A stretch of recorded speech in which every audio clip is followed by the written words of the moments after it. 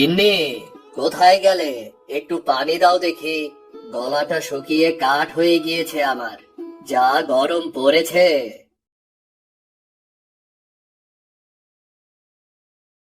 নাও পানি, হাতও এনেছি, খেয়ে নাও।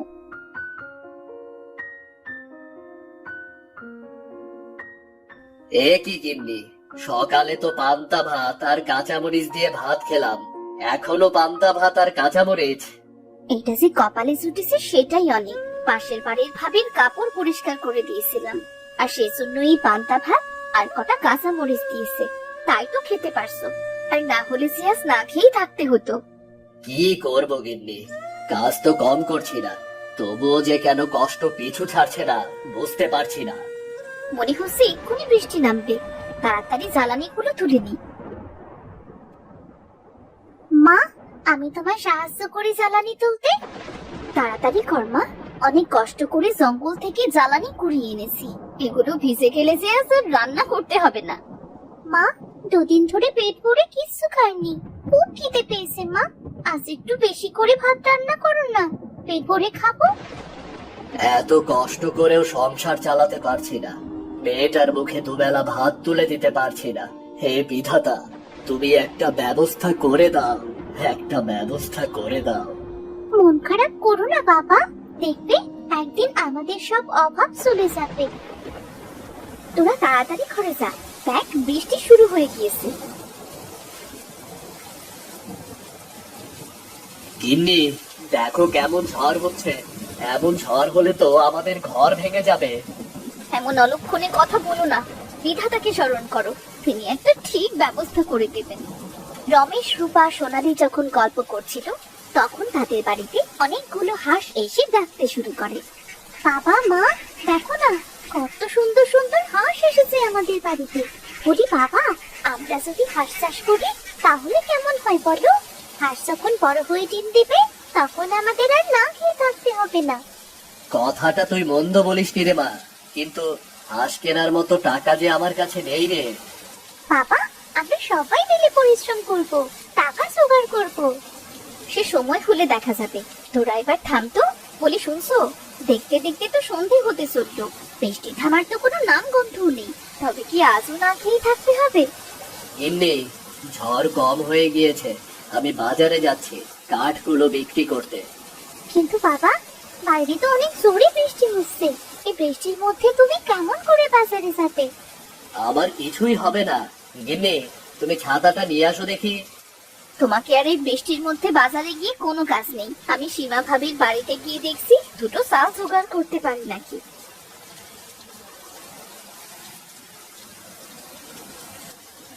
এই বলে রূপা একটা ছাতা নিয়ে সীমাদের বাড়িতে যায়, আর সীমাকে সব খুলে বলে। বলি আপনার জন্য কি আমি চাল নিয়ে বসে আছি নাকি? প্রতিদিন কিছু না কিছুর জন্য তো আসতেই থাকেন।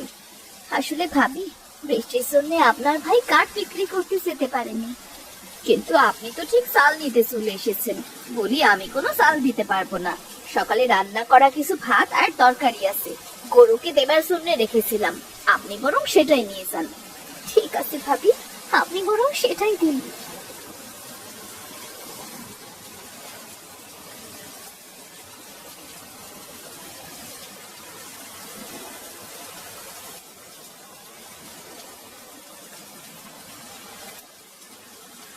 ওগো, চাল কি পেলে?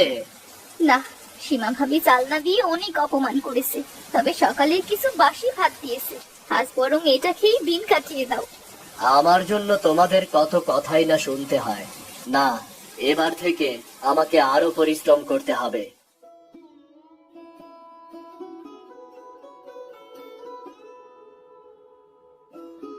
বাবা, কোথায় যাচ্ছ তুমি? তোর কাশেম চাচার ক্ষেত পরিষ্কার করতে যাচ্ছি রে। আমিও যাবো বাবা, তোমার সাথে আমিও যাবো।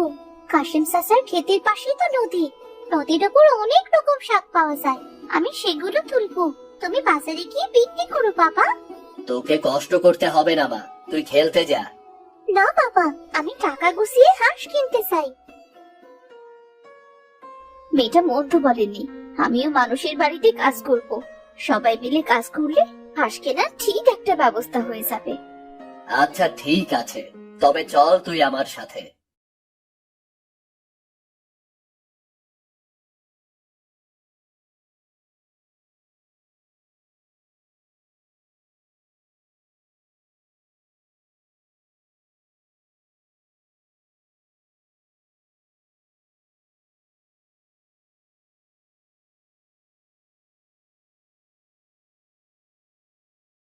মালতী মাসি, আমার কাজ শেষ গো। যদি টাকাটা দিতে তবে চলে যেতাম গো। এই নাও তোমার টাকা। আজ তুমি আমার অনেক বড় উপকার করলে। শরীরটা যে আমার বড্ড খারাপ, উঠতেই পারছি না। তুমি না এলে গরু তো না খেয়ে থাকতো। আমারও টাকাটা দরকার মাসি। আসলে মেয়েটা জেদ ধরেছে হাঁস পুষবে, কিন্তু হাঁস কেনার মতো তো টাকা নেই, তাই আর কি। এটা তো খুব ভালো কথা। একবার যদি অনেকগুলো হাঁস কিনতে পারো তবে তোমাদের আর অভাব থাকবে না। দোয়া করো মাসি, আমি আসি তবে। বাবা, তুমি তাহলে ক্ষেতটা পরিষ্কার করো, আমি নদীর উপর থেকে শাকগুলো তুলে নিই। এই বলে সোনালী যায় নদীর পাড়ে শাক তুলতে, আর রমেশ এদিকে ক্ষেত পরিষ্কার করতে থাকে।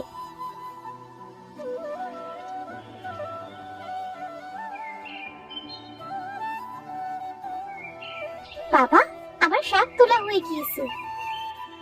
ঠিক আছে, আমারও ক্ষেত পরিষ্কার করা শেষ। তোর কাশেম চাচার কাছ থেকে টাকাটা নিয়ে আসি। টাকা আনতে যেতে হবে না, এই নাও তোমার টাকা ভাই। ঠিক আছে ভাই, দরকার পড়লে আবার ডাক দিয়েন। আমি আজ আসি তবে।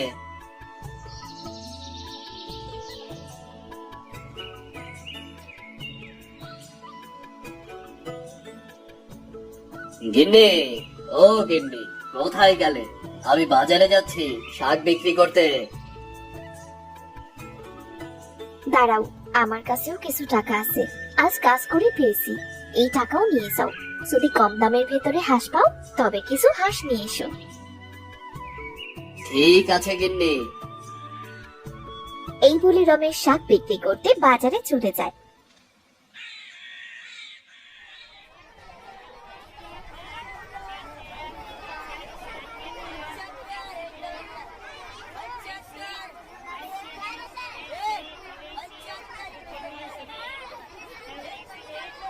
কিছুক্ষণের ভেতরেই রমেশের সব শাক বিক্রি হয়ে যায়। বিধাতার অশেষ রহমতে সব শাক বিক্রি হয়ে গেল। ওই তো একটা লোক হাঁসের বাচ্চা বিক্রি করছে।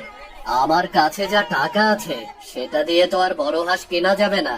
আমি বরং হাঁসের বাচ্চা কিনে নিয়ে যাই। বলছি দাদা, এই হাঁসের বাচ্চাগুলোর দাম কেমন? আজ আমি কম দামে হাঁস বিক্রি করছি। আপনি এই 15টা হাঁসের বাচ্চা 800 টাকা দিয়ে নিতে পারবেন। দাদা, আমার কাছে তো 800 টাকা হবে না, সব মিলিয়ে 710 টাকা আছে। আপনি বরং আমাকে দুটো কমিয়ে দিন, কেমন? এতে আমার লস হয়ে যাবে। আচ্ছা ঠিক আছে, তবে আপনি 13টা বাচ্চাই নিন, কেমন? এই নিন দাদা আপনার টাকা, আমি আসি তবে।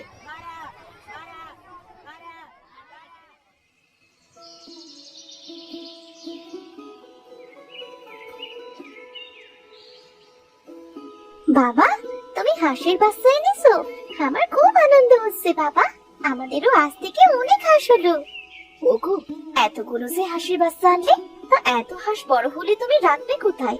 আর তাছাড়া ওদের জন্য খাবার এনেছো, আজ ওদের কি খেতে দেবে? না গিন্নি, হাঁস কিনে সব শেষ হয়ে গিয়েছে। আচ্ছা মা, আমি হাঁসগুলোকে ছেড়ে দিয়ে চারপাশটা ঘুরিয়ে নিয়ে বেড়াই। ওরা পোকামাকড় কুটে কুটে খাবে, আর কার একটা ঠিক ব্যবস্থা করা যাবে। তবে তুই দেখ কিছু খাওয়াতে পারিস নাকি। লতা ভাবির কাপড় পরিষ্কার করে দেওয়ায় সে কিছু চাল দিয়েছে, আমি বরং সেটাই রান্না করি। এই বলে রূপা রান্না করতে চলে যায়, আর সোনালী হাঁসের বাচ্চাগুলোকে ছেড়ে দেয় পোকামাকড় খাওয়ানোর জন্য। হাঁসের বাচ্চা কিছু না খাওয়ায় সোনালী ঘরে চলে যায়। এই ফাঁকে হাঁসের বাচ্চাগুলো হাঁটতে হাঁটতে একসময় সোনালীদের বাড়ির পাশে পুকুরে চলে আসে। মা, ওমা, হাঁসের বাচ্চাগুলোকে যে কোথাও দেখছি না, ওরা গেল কোথায় সব? ওদের কোথায় রেখে গিয়েছিলি? কত আশা করে নিয়ে এসেছিলাম ওগুলোকে, সেই আশা বুঝি আর পূর্ণ হলো না। আসলে মা, হাঁসের বাচ্চাগুলো কিছুই খাচ্ছিল না, তাই ঘরে গিয়েছিলাম ওদের খাবার মতো কিছু আছে কিনা তাই খুঁজতে। এসে দেখি। আরে মেয়েটাকে বকাবকি না করে তাড়াতাড়ি হাঁসগুলো খোঁজো, না হলে যে শেয়াল কুকুরে ধরে খাবে। তারা সবাই মিলে হাঁসের বাচ্চাগুলো খুঁজতে শুরু করে। হঠাৎ সোনালি দেখে তাদের বাড়ির পুকুর পাড়ে তাদের হাঁসের বাচ্চাগুলো ঘাস খাচ্ছে। মা, বাবা, ওই তো আমাদের হাঁসগুলি পুকুর পাড়ে কি সুন্দর করে ঘাস খাচ্ছে। আরে তাই তো মা, এখন থেকে আর হাঁসের চিন্তা করতে হবে না, এই পুকুর পাড়ের ঘাস খেয়ে ওরা বড় হবে। কথাটা মন্দ বলিসনি, কিন্তু ওদের কোথায় রাখবো? তেমন জায়গাই তো নেই। কেন বাবা, তুমি এই পুকুর পাড়ে হাঁসগুলো থাকার জায়গা করে দাও। তাছাড়া এই পুকুর তো আমাদেরই, এখানে হাঁস পুষলে অনেক ভালো হবে, ওদের গোসল করতেও সুবিধা হবে। বলি আমরা বরং এই পুকুরে ছোট ছোট মাছ ছাড়বো। শুনেছি মাছ খেলে হাঁস অনেক বড় হয় আর তাড়াতাড়ি ডিম পাড়ে। হাঁসগুলো ভালোভাবে বড় করার জন্য আমাদের সবাইকে অনেক পরিশ্রম করতে হবে। মা সোনালি, হাঁসের বাচ্চাগুলোর পেট ভরে গিয়েছে, আজ এদের বাড়িতে নিয়ে চল। কাল ওই পুকুর পাড়েই আমি হাঁসের জন্য ঘর বানিয়ে দেব। ঠিক আছে বাবা।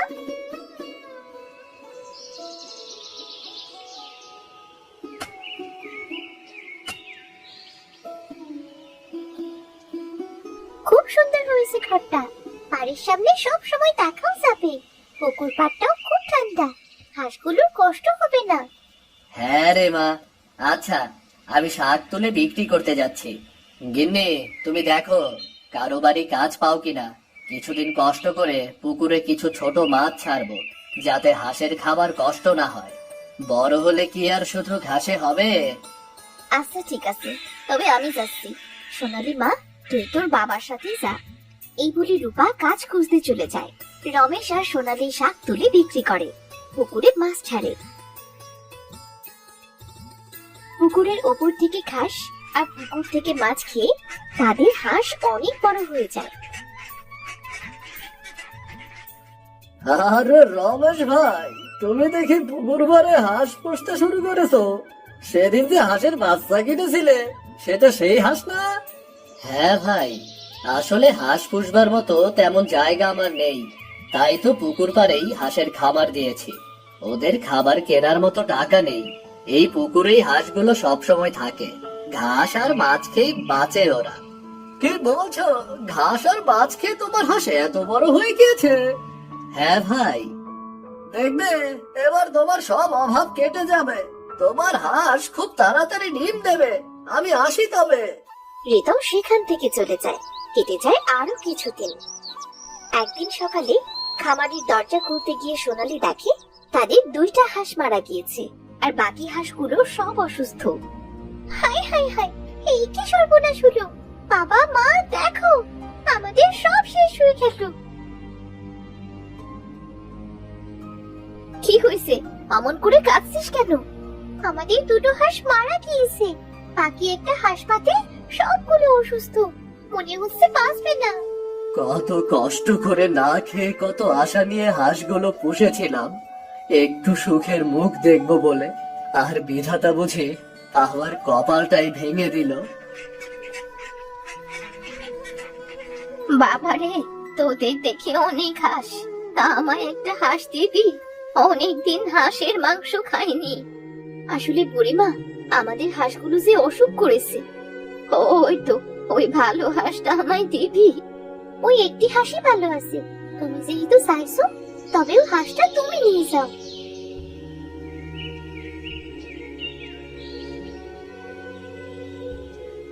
তোদের মন অনেক বড়, একটা হাঁস বাঁচবে জেনেও সেটা আমায় দিয়ে দিলি।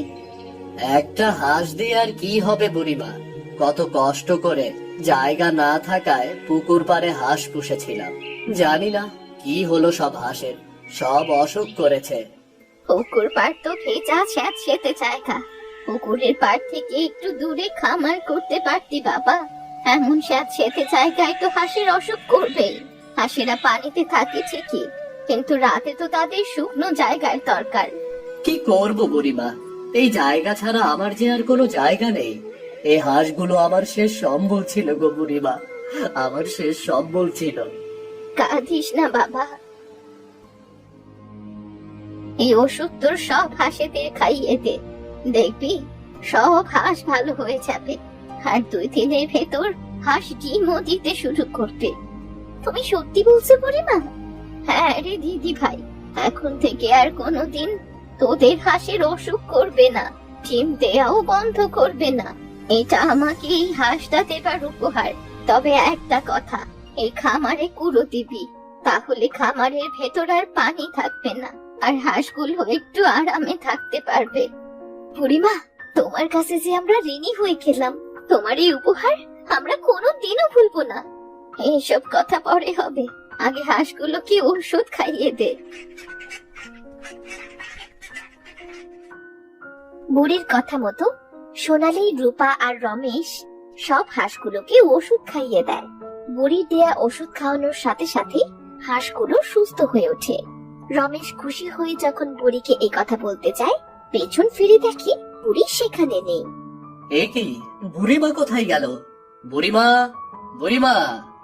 বাবা, উনি মনে হয় চলে গিয়েছেন বাবা। তবে বুড়িমা আমাদের অনেক উপকার করলেন। ওই বুড়িমা মনে হয় জাদু জানেন। যাই হোক, আমাদের বাড়িতে কুড়ো আছে, আমি বরং কুড়ো এনে হাঁসের খামারে দিয়ে দিই।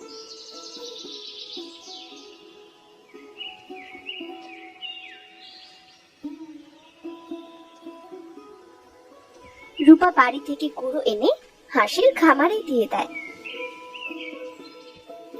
2-3 দিন পর সোনালী পুকুর পাড়ে গিয়ে দেখে সেখানে অনেকগুলো ডিম। মা, বাবা, তোমরা দেখে যাও, আমাদের হাঁস পুকুর পাড়ে ডিম দিয়েছে। সত্যি তো? বুড়িমার কথা সত্যি হলো। বাবা, এখন থেকে আমাদের এই হাঁস আর ডিম পাড়া বন্ধ করবে না। এখন থেকে আমাদের সব অভাব চলে যাবে বাবা। তুই ঠিক বলেছিস মা। আমি ডিমগুলো বিক্রি করে বাজার করে আনি। এখন থেকে আর আমাদের না খেয়ে থাকতে হবে না রে মা।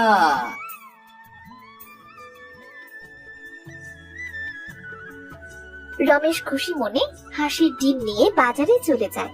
সে ডিম বিক্রি করে বাজার করে আনে।